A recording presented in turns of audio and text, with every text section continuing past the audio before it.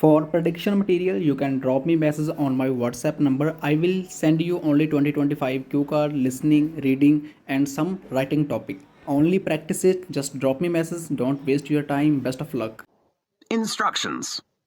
You are going to hear a number of different recordings, and you will have to answer questions on what you hear. There will be time for you to read the instructions and questions, and you will have a chance to check your work. All the recordings will be played once only. The test is in 4 sections. At the end of the real test, you will be given 10 minutes to transfer your answers to the answer sheet. Now, turn to Section 1. Section 1. You will hear a conversation between a clerk and a tourist about a short trip. First, you have some time to look at questions 1 to 5.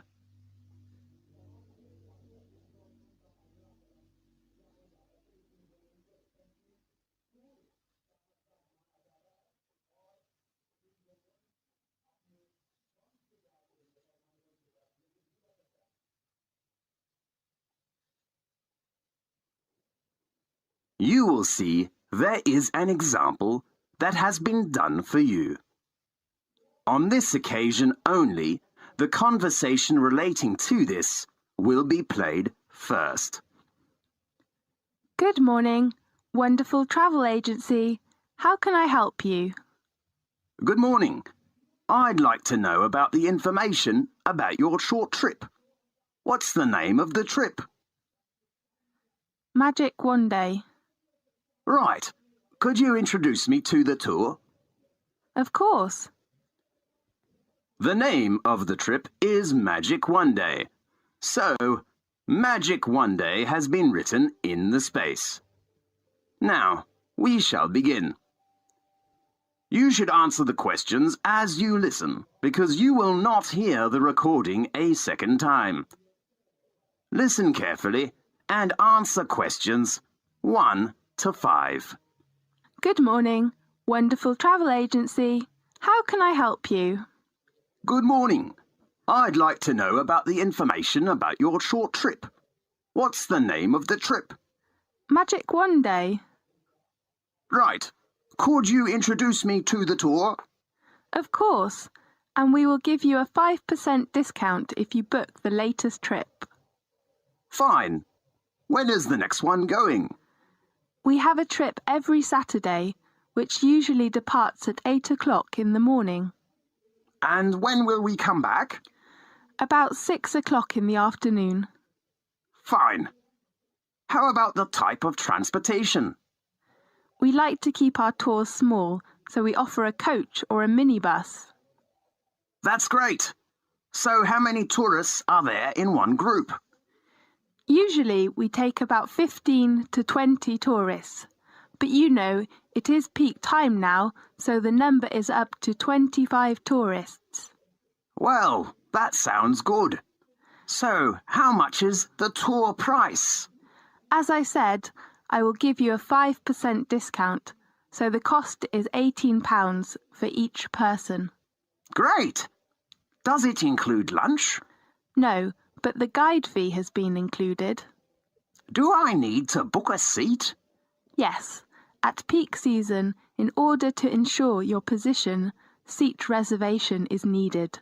So the tourist has to reserve a seat at least 2 days before leaving. Now, look at questions 6 to 10.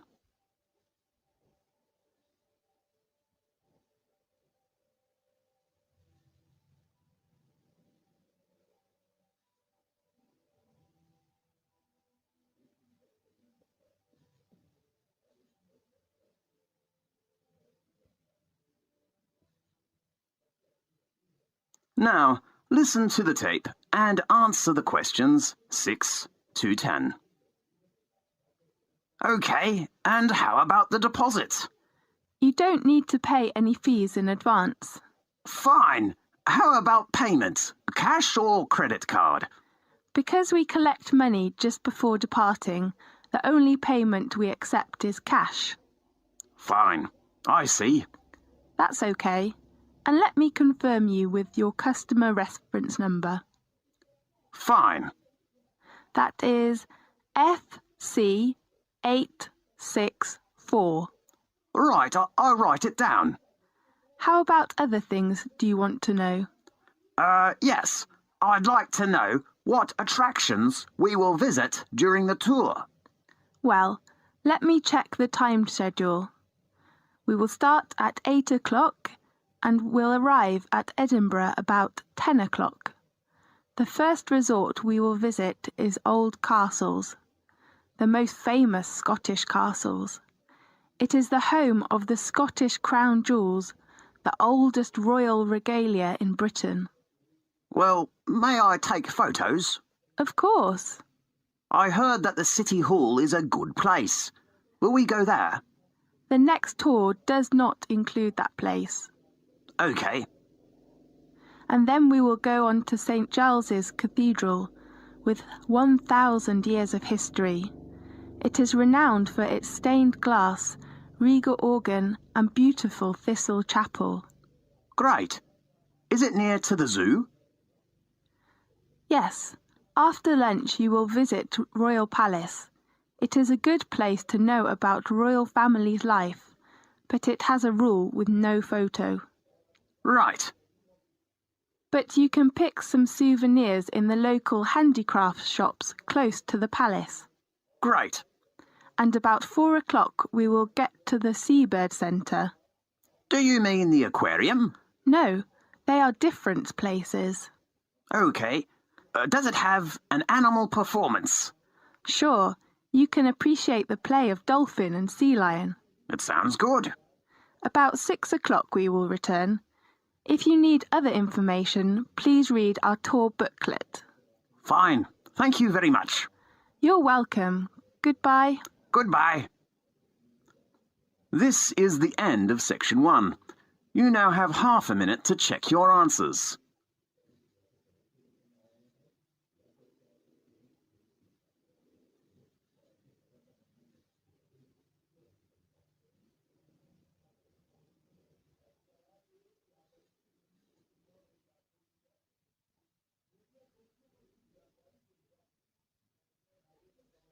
Now, turn to section 2.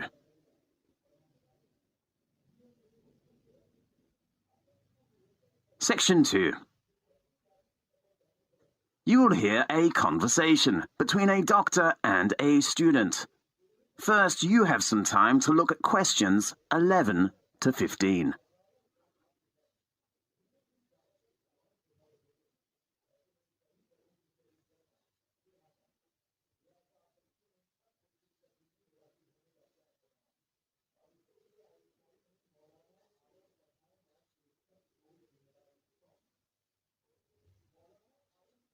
Now, listen carefully and answer questions 11 to 15. Good afternoon, Doctor. May I come in? Yes, come in. I'm a freshman in the university, and I don't feel very good. Okay, sit down, please. I need to record some basic details about you first. Fine. What's your full name? Mary Nixon. Is your surname spelt Nixon? That's right. Well, Mary, what's your major? I'm studying art. A good choice. Tell me your registered number. Registered number? Sorry, I'm not sure. Maybe... Did you bring your union card or library card? Yes, I brought it. Okay, well, tell me the number on your card. It is MN0918. And your birthday? I was born on November 20th, 1987. Where are you from? I come from New York. Oh, we are from the same city. Really? Yes. Where do you live? Campus accommodation? Actually, I will move out from campus flat tomorrow. I rent a house in Northwest with 3 friends. Fine. Tell me your present address. It is 17th King Street, Okay, and your contact number? 367-8259. Right, now let's get some of your medical background. Okay, Have you ever had any serious illnesses or accidents? I got gastritis when I was in middle school. Did you have an operation? No, I just took medicine and had some injections. Anything else? No, nothing. Now, look at questions 16 to 20.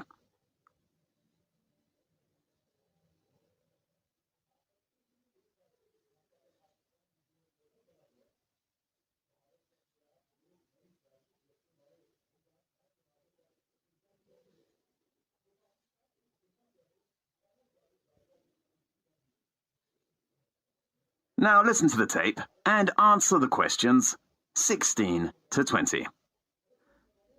So, Mary, what's your trouble? Well, recently I've been having some trouble with my head and eyes and nose. Oh no. I think I've got a terrible flu. Maybe or maybe not. Describe your problem specifically. Okay, since last week I've been sneezing, and sometimes I can't stop, and even later I begin to feel dizzy. Do you get a fever? No. Did you attend any unusual activities during the last week? Let me think. No, nothing special. Yeah, I had camping last Monday. To where? Eastern Mountain. You know there are lots of beautiful flowers. We took many photos there. So your illness has lasted for 1 week? Yes, but sometimes I'm fine. I don't know why. Do you have any allergies? I remember I got allergic to mango when I was a child, but now I'm fine. How about flowers? I mean, pollen. You mean I'm allergic to pollen? Yes. What should I do? I suggest you take some medicine first and drink more water. Okay. And then, if your symptoms are getting worse, I suggest you go to a hospital to check. Okay. Thank you very much. I hope you will recover soon. Thanks. Goodbye. Goodbye. This is the end of section 2. You now have half a minute to check your answers.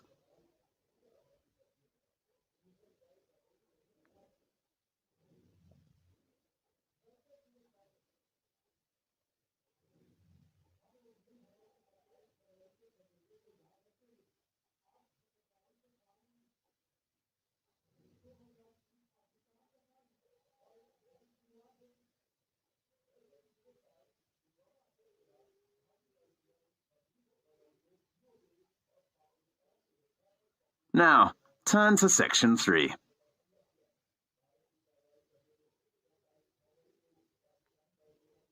Section 3.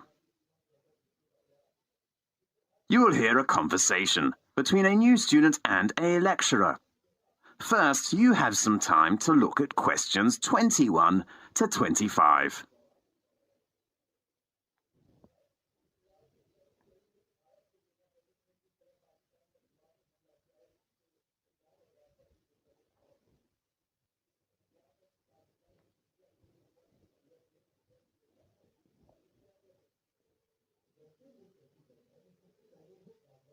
Now listen carefully and answer questions 21 to 25.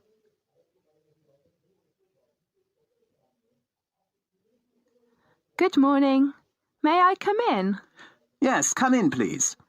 I'm a new student and I'm looking for the Office of Engineering faculty. Is this the right place? Yes, this is the Faculty of Engineering.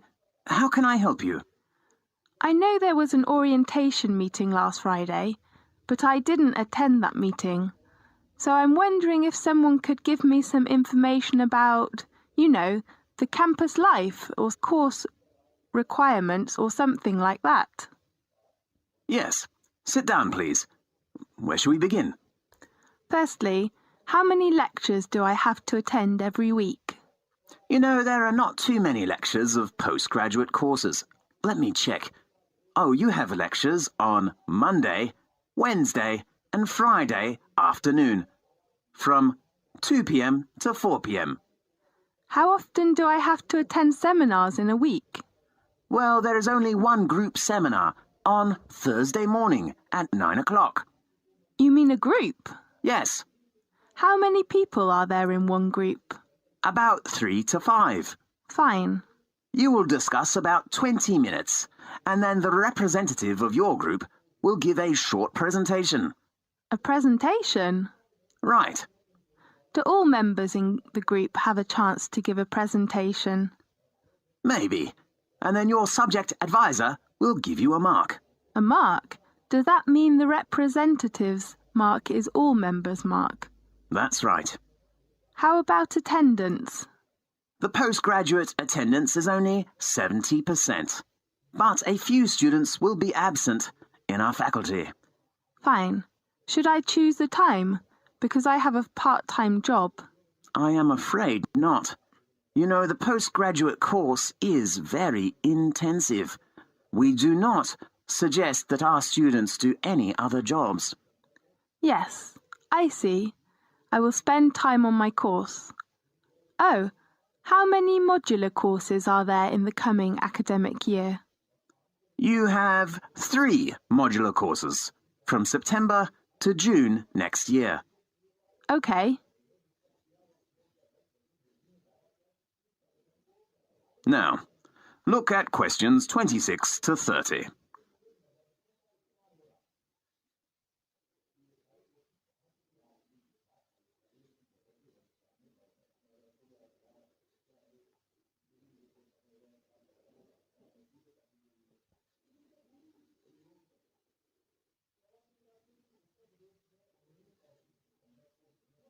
Now, listen carefully and answer questions 26 to 30.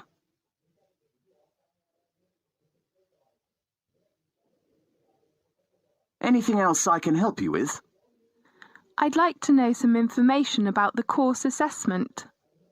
Well, beside presentation, you will have an exam at the end of the term. An exam? What type of exam? It's an open book exam, Fine. but your main assessment is the assignment. You mean homework? Yes, you will have to write an assignment with 6,000 to 7,000 words every month. 6,000 to 7,000? Yes. Oh, how about the topic?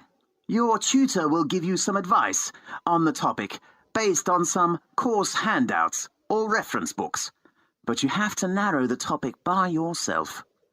So can I choose the topic of essay by myself? Yes, of course. Great. You must pay attention to your essay deadline. All assignment work must be handed in before the deadline your tutor gives you. When should I visit my tutor? You should check your tutor's name and contact number on our website. Fine. Do you have a library card? No, I have not applied for one. I think you should register for a library card first, because you need it when you borrow reference books from the library. Okay, I will apply for one tomorrow morning. Anything else? The last thing is, how can I get my username and password for our university's website? First, you should go to the computer center to register, and then they will give you a username and password. That's fine. Thanks for your introduction. You are welcome. See you later. See you. This is the end of section 3. You now have half a minute to check your answers.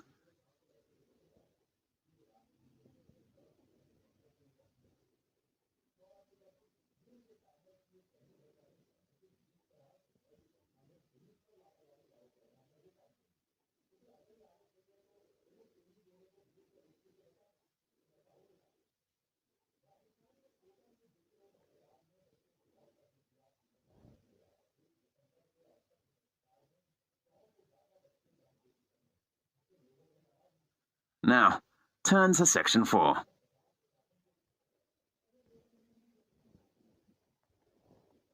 Section 4. You will hear a lecture about an animal living in South America. First, you have some time to look at questions 31 to 40.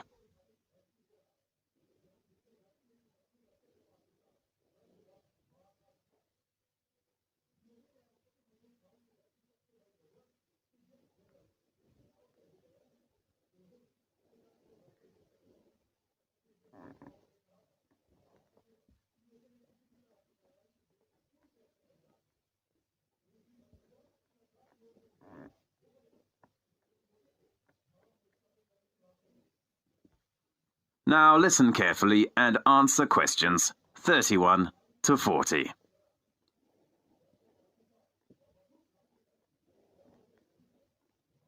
Welcome to Magic Animal Time. Today I'd like to give you an introduction to a magic animal called sloth.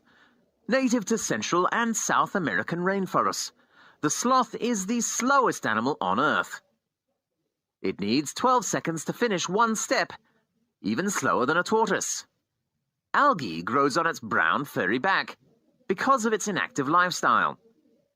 Even the fur of sloths is adapted to their lifestyle. Sloths usually hang upside down, so their stiff, wiry fur grows differently from the coats of most mammals. Horses' hair, for example, grows from the back, so rainwater will run off. Below this tough top layer, a dense downy layer of hair provides additional protection from pesky insects. The greenish cast of the sloth's shaggy fur is caused by symbiotic algae that grow in grooves running along the length of each of the mammal's outer hairs.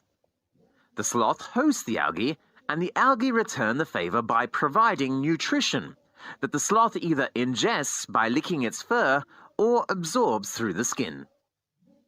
The grayish-green color makes the sloth look just like a clump of dry leaves hanging from a branch. The perfect jungle camouflage. And the longer a sloth lives, the greener it gets. Sloths have a short and flat head, a snout that is short in length, big round eyes, long tree-climbing legs, a stubby tail, and small ears, and though some have called them ugly, they have the cutest face that looks like they're always smiling, just like a koala in Australia. Sloths spend most of the day sleeping. Curling up in a tree notch or hanging from a branch with all four legs closed together, their heads tucked between their front legs. People seldom see them much move, even when they are awake. Only at feeding time, sloths move more slowly and carefully, hand over and through the treetops, searching for leaves, fruits, and twigs. They even mate and give birth while suspended from their long, curved claws. Sometimes a sloth will die, hanging upside down from a tree limb, and remain so after death, until they decompose or are forcibly removed. Why do sloths have such an unusual lifestyle? It's the strategy they evolved to survive as tree-dwelling plant eaters in a place with many predators. Most domestic herbivores, such as cattle, horse, and sheep, graze all day long. Because they feed on nutrient-poor vegetation, they must eat almost constantly. Sloths are also classified as herbivores, and their diets are also low in nutrition. But rather than munching all day long, they have become masters at conserving energy.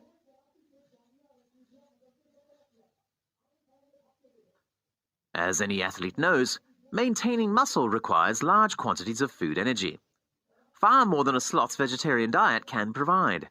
Sloths are relatively inactive and usually spend most of their day hanging upside down, so they can get by with half as much muscle mass as similar-sized mammals. Hence, they don't need to eat too much.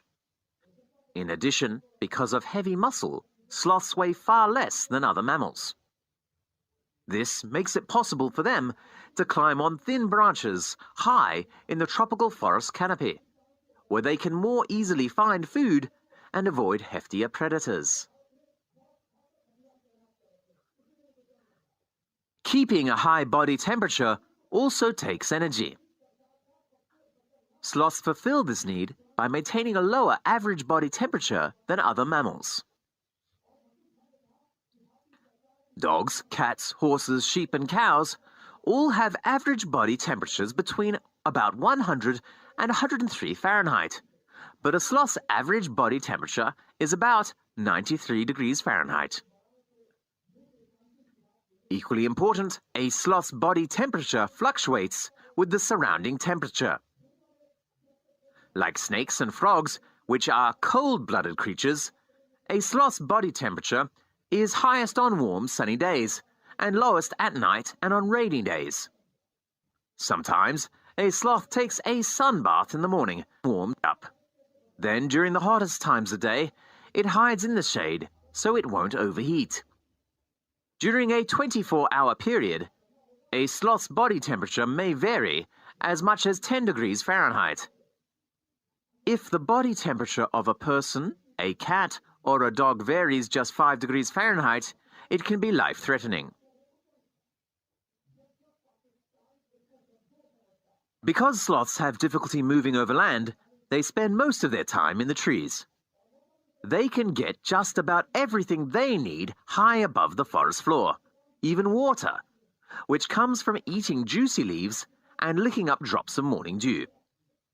Short bursts of feeding, followed by long periods of inactivity, make sloths less vulnerable to large raptors, such as harpy eagles and other carnivores, such as ocelots. As long as sloths remain perfectly quiet and still, they're nearly impossible to detect. At feeding time, a sloth reaches out, grabs an overhead branch with its flexible feet, and tugs until the food is within reach of its long tongue. After pulling the vegetation into its mouth, the sloth clips the leaves with its hard, tough lips and slowly grinds them with a large, peg-like teeth. A sloth digests its food just as it does everything else, very slowly. People usually digest their food in about a day, but sloths can take about a month to finish the process.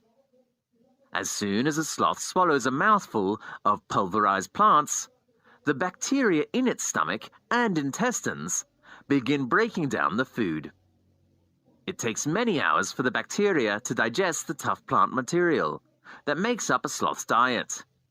Only then can the sloth absorb the nutrients it needs to live and grow. So, do you have a new understanding about the slow but not lazy animal? Next week, we will talk about... This is the end of section 4. You now have half a minute to check your answers.